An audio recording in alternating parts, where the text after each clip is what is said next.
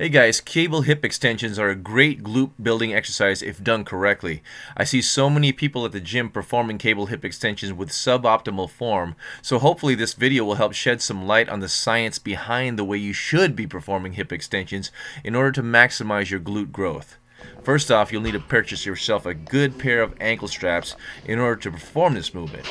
Now, Amazon.com has a great selection of durable ankle straps at great price points, and that's where I got mine.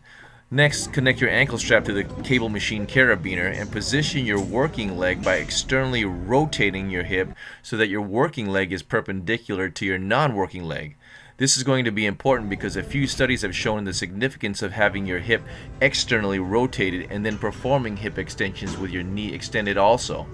In fact, a 2014 study by Suhiro and colleagues showed that hip extensions performed in knee extension with the hip externally rotated led to greater gluteus maximus EMG amplitudes than hip extensions in knee extension without hip external rotation.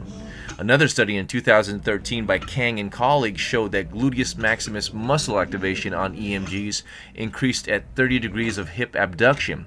So with this study, keep your hip externally rotated, but instead of keeping your working leg close to your non-working leg, as I have here, try bringing the working leg out laterally at around 30 degrees and then perform the hip extension from that starting point and see if you feel the difference. I certainly do when I do that, which is why I perform hip extensions in both positions, neutral and 30 degrees of abduction.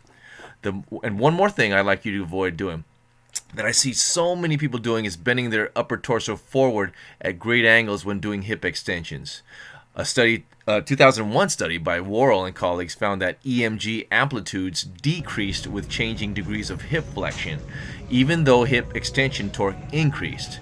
So there's nothing wrong with slight flexion at the hip, but to really maximize glute activation, keep your hip at full extension. I hope you can come away with a new appreciation for hip extensions and use them to build yourself a strong pair of attractive glutes by making these simple modifications to a great exercise. Hey, subscribe to my YouTube channel and show your support for videos I enjoy bringing to your attention. Until the next time,